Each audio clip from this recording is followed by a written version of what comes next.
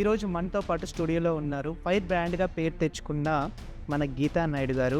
ఇదంతా అభిమానించే పార్టీలో ఇంతగా మీరు ఆకాంక్షించే పార్టీలో నుంచి మీరు రావడానికి గల రీజన్ ఏంటి?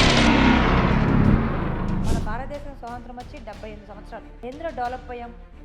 ఆడపిల్లలు మటలు చేయటం, మానమంగాలు చేయటం, చిన్నపిల్లలు 9 నెలలు 9 మంత్స్ బేబీ మీద కూడా జరిగింది. ఆ సబ్జెక్ట్ కూడా మాట్లాడాను. సిబిఐ నుంచి ఎంక్వైరీ చేయాలి. నేను సుప్రీంకోర్టుని ఒక మహిళగా డిమాండ్ చేస్తున్నా, కోరుకుంటున్నాను. సీనియర్ నేత కపిల్ సింబల్, మీరు వినే ఉంటారు, ఫోటోస్ పెడతా మీకు.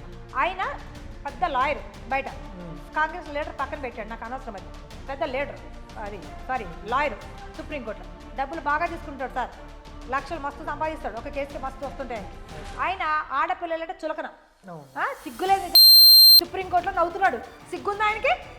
ఒక కాంగ్రెస్ సీనియర్ లీడరా. కాంగ్రెస్ వాళ్ళకి సిగ్గు జాతి నీతి లేనోళ్ళు పార్టీ వాళ్ళు. సిగ్గు సరే లేనోళ్ళు ఎవరంటే కాంగ్రెస్ పార్టీ. దేశం భ్రష్టు పట్టించిన ఎవరంటే కాంగ్రెస్ పార్టీ. ఆమె ఒక ఆడది, అదే వాళ్ళ ఇంట్లో ఆడపిల్లలకు కానీ వాళ్ళ చెల్లికి తోతులకు అయితే మమతా బెనర్జీ మాట్లాడదా? నోట్లో ఆడదే కదా. సిగ్గు ఉంది అసలు మమతా బెనర్జీకి. ఈవిడ రిజైన్ చేసేది. 100% మమతా బెనర్జీ అన్ఫిట్.